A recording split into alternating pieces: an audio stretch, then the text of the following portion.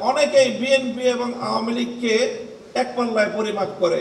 আমি মনে করি এটা অনেক বড় অবিচার। বাংলাদেশ জাতীয়তাবাদী ছাত্র দলের যাত্রা শুরু হয়েছিল শহীদ প্রেসিডেন্ট জিয়াউর রহমানের হাত ধরে। শহীদ জিয়াউর রহমান সাহেবের শাসনামল এবং তার নেতৃত্বের সময় খুব ভালো করে প্রত্যক্ষ করবার সুযোগ আমার হয়নি, কারণ তিনি যখন শাহাদাত বরণ করেন তখনও আমরা কৈশোরের সময় পার করতে পারিনি। তবে স্মৃতি এখনো কিছুটা মনে রয়েছে। শহীদ প্রেসিডেন্ট জিয়াউর রহমান সাহেব তিনি জাতীয়তাবাদী ছাত্র দলকে বাংলাদেশের রাজনীতিতে মেধাবীদের একটি সম্মিলন হিসেবে গড়ে তুলেছিলেন, যেখান থেকে আগামী দিনের রাষ্ট্রচিন্তক বের হয়ে আসবে, যেই ছাত্র সংগঠন থেকে আগামী দিনে বাংলাদেশের নেতৃত্ব তৈরি হবে। আমি মনে করি ছাত্র দলকে তাদের সেই প্রতিষ্ঠার ইতিহাস এবং ঐতিহ্য অবশ্যই স্মরণ রাখতে হবে। আমি দীর্ঘ সময় আমরা দেখেছি আপনাদের বাংলাদেশ জাতীয়তাবাদী দলের নেত্রী বেগম খালেদা জিয়ার শাসনামল খুব ভালোভাবে দেখবার, প্রত্যক্ষ করবার এবং কাছ থেকে অনুভব করবার সুযোগ আমাদের হয়েছে। 4 দলীয় জোট যখন গঠিত হয়েছিল, 4 দলীয় জোটের 4 শীর্ষ নেতার মধ্যে অন্যতম একজন ছিলেন আমার বাবা মরহুম শাইখুল হাদিস আল্লামা আজিজুল হক রহমতুল্লাহ আলাইহি। সেই সুযোগেও অনেক জানাশোনার সুযোগ আমার হয়েছে। আমি আজকে আপনাদের এই উপস্থিতিকে বেগম জিয়ার 2টি কথা উদ্ধৃত করতে চাই। যখন 5ই আগস্ট ছাত্র গণ অভ্যুত্থানের মধ্য দিয়ে বাংলাদেশের মানুষের বুকের উপর থেকে জগদ্দল পাথর, ইতিহাসের বর্বরতম নৃশংসতম শাসক লেডি ফেরাউন খ্যাত শেখ হাসিনা উৎখাত হলো এবং বাংলাদেশ তার ফ্যাসিবাদ থেকে মুক্ত হলো, ঠিক 5ই আগস্টের একদিন পরে বেগম জিয়াকে হাসপাতালে দেখতে যাওয়ার সুযোগ আমার হলো এবং সেখানে ডক্টর জাহিদ সাহেবের বদান্যতায় দীর্ঘ সময় একান্ত সাক্ষাতে ওনার সঙ্গে কথা বলার সুযোগ হলো। চিন্তা করেন, যে মহিলা 80 পর বয়সে জীবন মৃত্যুর সন্ধিক্ষণে দাঁড়িয়ে যার দ্বারা এমনভাবে নিগৃহীত হয়েছেন, অপমানিত হয়েছেন, নিজের প্রিয় বস্তু ভিটা তাকে ছাড়তে হয়েছে এবং জীবন মৃত্যুর মাঝামাঝি দাঁড়িয়ে বছরের পর বছর কারাগারে তাকে নিক্ষিপ্ত থেকে মৃত্যুর প্রহর গুনতে হয়েছে, যার উপর অত্যাচার এবং নির্যাতনের কোনো সীমা ছিল না, সেই বেগম জিয়া যখন জানতে পারে তার সামনেই তো ঘটছিল বাংলাদেশের এই পরিবর্তন, পট পরিবর্তন, শেখ হাসিনার এই পতন, স্বাভাবিকভাবেই তখন তো তার সঙ্গে কথা বললে প্রতিক্রিয়ার মধ্যে শেখ হাসিনার কিছু পর্যালোচনা, শেখ হাসিনার শাসনামলের কিছু জুলুম নির্যাতনের কিছু বিবরণ, তার ক্ষোভ, তার দুঃখ, মর্মবেদনার কিছু গল্প উঠে আসার কথা। আমি বিস্ময়াভিভূত হলাম। তার সঙ্গে প্রায় আধা ঘন্টার মতো আমার কথা হলো। তিনি আধা ঘন্টার মধ্যে একবারও শেখ হাসিনার নাম উচ্চারণ করেননি। তিনি পূর্ণ সময়টায় 2টি কথা বলেছেন। একটা হলো আমার মরহুম বাবা শাইখুল হাদিস সাহেবের সঙ্গে তার রাজনীতির কিছু স্মৃতিচারণ তিনি করলেন এবং আমাকে সেজন্য অভিনন্দন জানালেন। আর দ্বিতীয় আরেকটি কথাই তিনি বারবার বললেন। তিনি বললেন যে আপনাদের কথা মানুষ শুনে, আপনারা মানুষকে গিয়ে বলেন, দেশের জনগণকে গিয়ে বলেন, কেউ যেন দেশের সম্পদ নষ্ট না করে। এই সম্পদ তো আমাদের, গণভবন, প্রধানমন্ত্রীর কার্যালয় সহ এই রাষ্ট্র আমাদের। মানুষকে শুধু একটা কথা বলেন, যেন কেউ এই রাষ্ট্রের কোনো সম্পদ নষ্ট না করে। আমি অভিভূত হলাম যে এই পরিস্থিতিতে একজন মানুষ, তার কিন্তু নিজের অতীত জীবনের দুঃখ কষ্ট নিয়ে কোনো ইতিহাস তার মনে নেই, তার শুধু মনে দেশপ্রেম, মানুষের ভালোবাসা, দেশের সম্পদের ভালোবাসা, দেশটা যেন এগিয়ে যেতে পারে।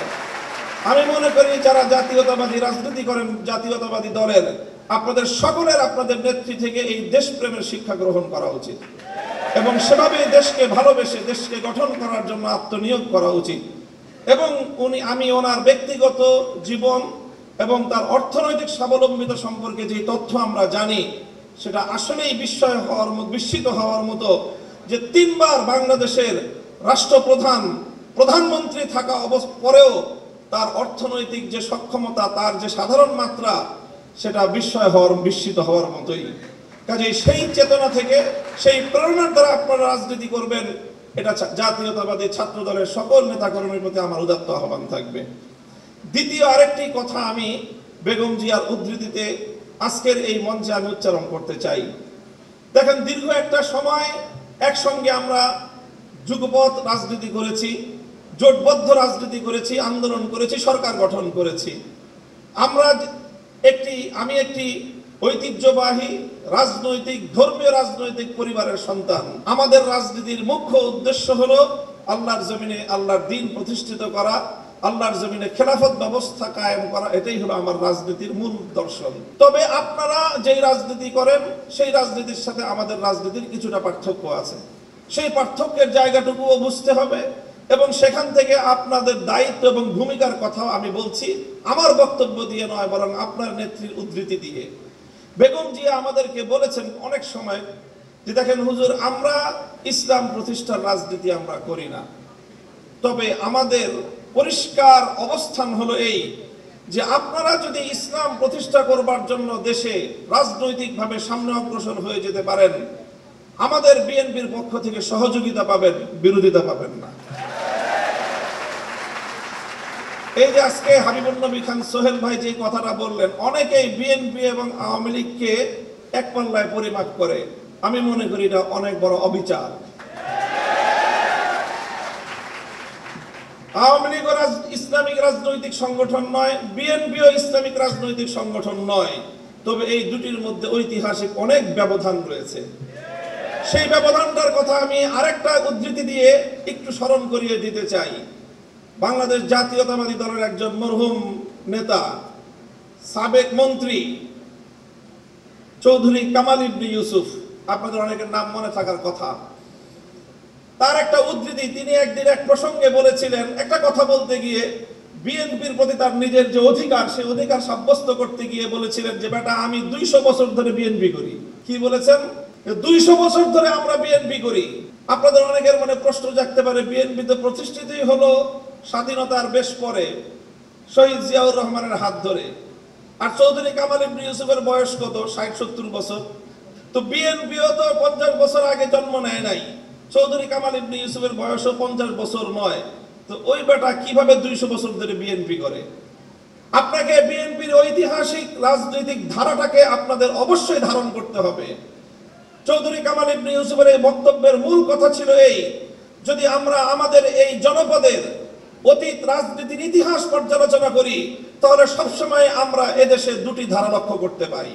সেই অবিভক্ত ব্রিটিশ আমল থেকে যখন ঢাকা বিশ্ববিদ্যালয় প্রতিষ্ঠার ঘোষণা এসেছিল, যখন ঢাকাকে কেন্দ্র করে পূর্ববঙ্গের উত্থানের ঘোষণা এসেছিল, যখন মুসলিম জাতিসত্তা প্রতিষ্ঠার ঘোষণা এসেছিল, তখন এই বঙ্গ অঞ্চল থেকে কিছু মানুষ তারা ঢাকা বিশ্ববিদ্যালয় প্রতিষ্ঠার বিরোধিতা করেছিল। তারা ঢাকাকে কেন্দ্র করে পূর্ববঙ্গের উত্থানকে ঠেকিয়ে দিতে চেয়েছিল, যারা মুসলিম জাতিসত্তার বিরোধী ছিল। এই ঐতিহাসিক ধারা সেই ব্রিটিশ আমল থেকে চলে এসেছে।